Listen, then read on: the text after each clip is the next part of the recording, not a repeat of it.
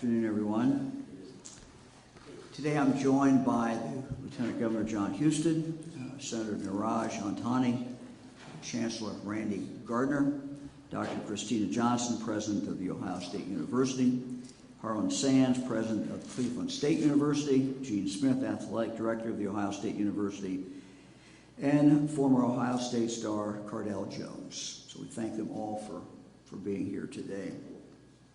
In just a few minutes, I'll be signing Executive Order 2021-10D to allow student athletes enrolled in Ohio colleges and universities to earn compensation from their name, their image, and their likeness. The name, image, and likeness order prohibits those colleges or universities from preventing a student from participating in athletics or otherwise in any way punishing them as a result of earning such compensation. Under this order, student athletes will be able to get professional representation and also be able to enter contracts for endorsements. They will be required to inform their college or university of any contract that they enter into. Further, some companies and brands will be off limits. For example, casinos, gaming, makers of controlled substances. The order is based on Senator Antani's original Senate Bill 187, which earned favorable support from those who are joining us here today. And Senator Antani will speak in a moment. There is a necessity, even if that legislation is passed, a necessity because of time. And so we felt it was important to issue this executive order now. Ohio's colleges and athletes need this directive. The NCAA, and the federal government have yet to provide updated instructions on how to modernize collegiate programs and allow athletes to make money while making sure they remain amateurs. 17 states have now passed a name, image, and likeness law, and many others have begun to look at this. Athletes will naturally want to go to college in states where they can earn money and remain eligible to play. Without setting these rules, Ohio college athletic programs would be at a severe disadvantage. As OSU head football coach Ryan Day said in his testimony to the state legislature, name, image, and likeness laws have become an issue in recruiting. Without these guidelines, Ohio colleges and universities will have a harder time attracting student athletes who could go elsewhere, to have a chance to make money on their name, image, and likeness. Today I will sign this executive order to give the athletes these rights and these opportunities, and also to maintain Ohio's competitive advantage in college sports. Now Lieutenant Governor Husted will say a few words, followed by Senator Antani, Chancellor Gardner, and Cardell Jones. John?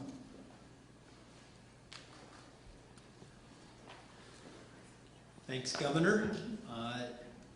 I'll start with a call that I believe I got, what was it, Thursday afternoon? When Niraj Antani, Senator Antani, and Gene Smith called me at the same time, I didn't have any idea that the two calls would be connected to one another. And, and Senator Antani was making the point that his legislation had hit some roadblocks, that this was essential, that this policy be changed by the date that had been targeted on July 1, that he was going to continue to pursue this, which he is, and we expect it to get done. But once we knew that we had some lemons, the governor wanted us to make some lemonade out of it, so we immediately went to work and came up with an executive order solution that will solve the problem for our colleges and our athletes while we await the effective legislation that we do believe is forthcoming. Now, this should not surprise anyone, because every single day what we do in this administration is focus on winning, how we recruit more talent to be successful. Earlier today, we had a nice announcement, a win with Amgen coming to Central Ohio. What's that? A company bringing talent, recruiting talent, and trying to win to improve the quality of life in our state. We do this all the time with businesses as we try to recruit tech talent. I see a couple college presidents here. We helped create innovation districts in Ohio, recruit the best talent to make sure that we could be successful from an economic point of view. And it's perfectly appropriate when we see opportunities for state government to step in as it relates to college athletics. If you want to compete at the highest levels, you need the best talent. And we want the best talent to know that they can succeed and prosper in Ohio, and that we are committed to those athletes. One of the things I think that you'll know about this is across the country it's emerging that there's a lot of bipartisan support for this kind of action. And as amateur sports, particularly NCAA sports, are changing, we in Ohio are going to change right along with it to make sure that our teams, our universities, and our athletes can succeed. And I appreciate the team effort that it took to get us to this moment, and for Governor DeWine's leadership. It's going to put Ohio on par or ahead of a lot of other states, and that's what our goal is every day. How do we work to get better in this state? How do we have recruit more talent? How do we win? It's another day where we are winning. We are moving forward as a state. Thanks, Governor.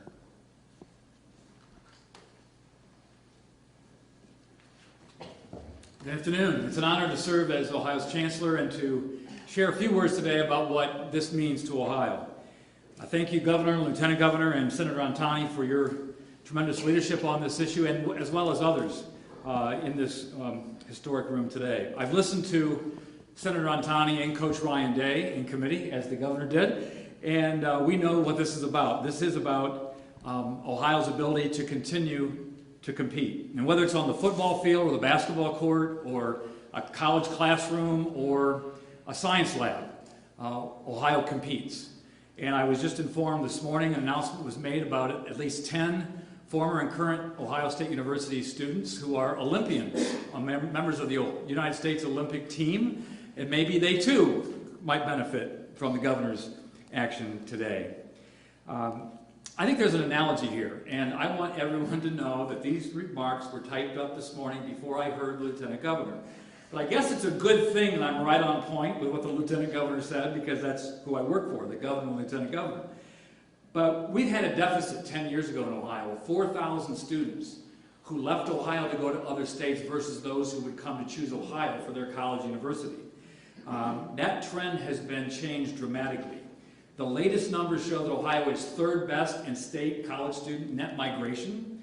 We have almost 13,000 more students coming to Ohio than we do have high school students leaving to go to another state. I believe that speaks to Ohio's quality, our growing, emerging affordability, and it certainly speaks to a brighter future for our great state. So the bottom line for me in higher education is, whether it's athletics or academics, when Ohio competes, Ohio wins. Thank you. Thank you all for being here. Neeraj Antoni, State Senator.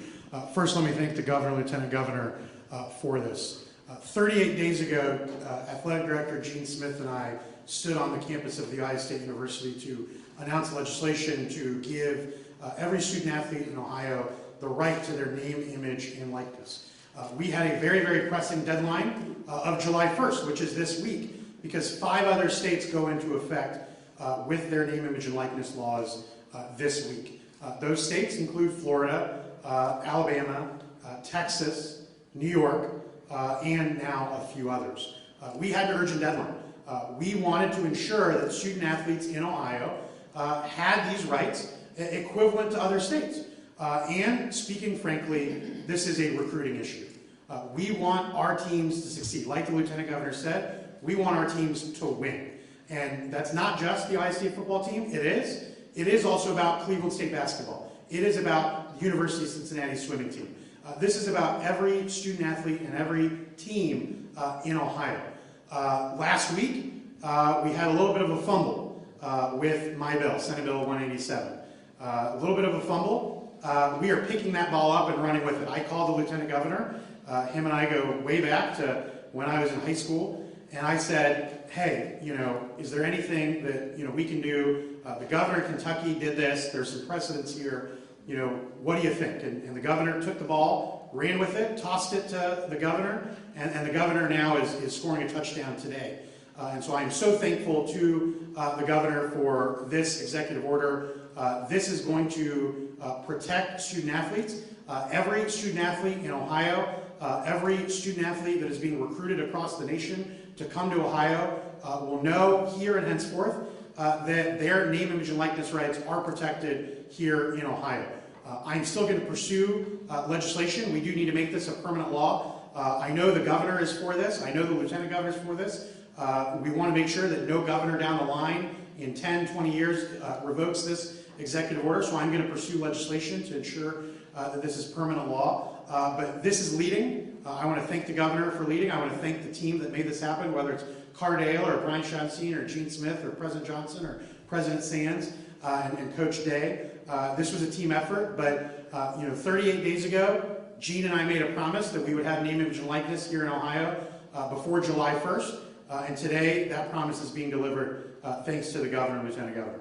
So very honored. We will continue pursuing the legislative option. We've still got some time here left tonight. If you all want to stick around, we'll be here pretty late. But I am very thankful to the governor for this leadership. Thank you. I want to keep it short and sweet because this day is a groundbreaking day for Ohio student athletes and the future of college sports when it concerns Ohio. I want to thank our decision makers and our leaders of the state for allowing me to be a part of this.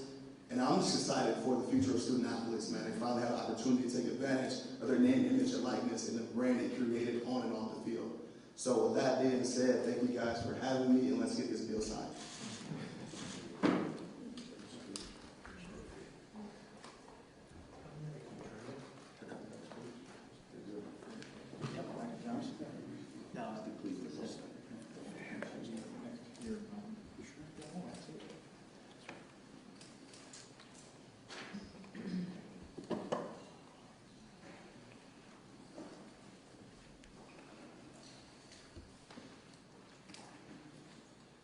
As we normally do, we have a bunch of pins here. So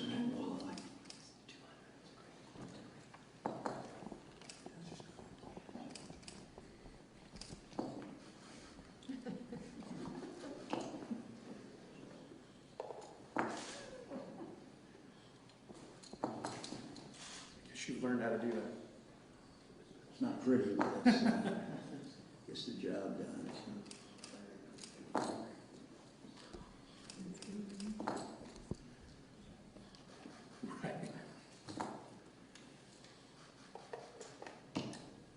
All right.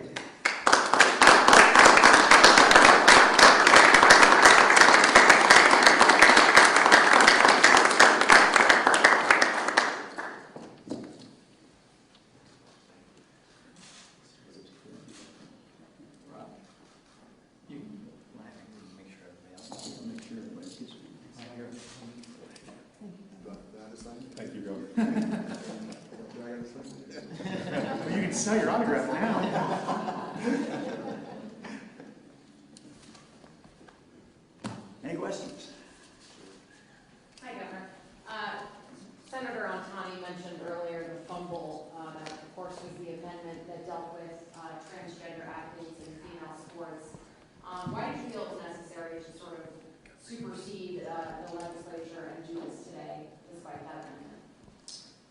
Well, first of all, Senator Antoni requested it. I think it has support in the legislature. Second, it's a matter of timing.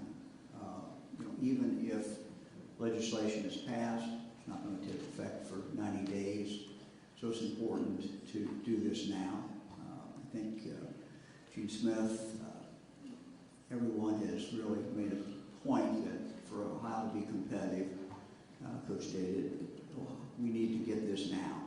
We need to let everybody know that Ohio's in the game, Ohio's going to stay in the game, and we're moving forward. And we want the best athletes to come here and play for Ohio teams. Governor, what's your position on the transgender sports issue, and would you veto a bill first of all, there's no language in front of me, and as you all have heard me say many times. I'm not going to make a decision about a veto or not a veto until I see the language. But let me just maybe talk in general about this issue. There's nothing more important to me than children. Nothing more important than young people. Fran and I have had a number of children who have played high school sports. We've had a number of grandchildren who have played high school sports. So the welfare of those young people, I think needs, as we look at this issue, needs to be absolutely the most important thing. Whether that young person is transgender or is not. We need to remain focused on these young people. And that's how I will approach this as we move forward. I think that before the government gets involved in making decisions about who can play high school sports or college sports, that it needs to be shown that in the case of high school athletes, for example, the High School Athletic Association is not capable of doing that or is not doing that adequately. So I think that's where you have to start before government becomes involved. We want to make sure everyone's treated fairly. We want to make sure our female athletes, those in high school, for example, are treated fairly. I saw a piece a while ago, Fran and I watched on 60 Minutes, that did raise, I think, some very important issues from a much bigger perspective than just student athletes. Talking about teenagers with puberty blockers, hormone therapy, and I think the real question for all of us should be just really to make sure that medical protocols are followed, that there's counseling, that there's evaluation. And again, without making a judgment call on this, as we have this discussion in Ohio, as we have this discussion across our country, let's try, all of us, to stay focused on these young people, understanding that being a teenager is not always the easiest thing in the world. And so as we get involved in these debates, let's try, as I've said many times before, let's try to look at the facts. Let's try to examine this. And let's keep the children's interest at the number one point. We should stay focused on that as we go forward. Who else? I have a question for Senator Antoni. You mentioned that obviously this order needed to go into effect because of timeliness. Are you concerned after what happened last Thursday that a similar attempt will be, as you work this bill through the legislature, or do you believe you have the support of your Republican colleagues to move forward? Sure, thank you.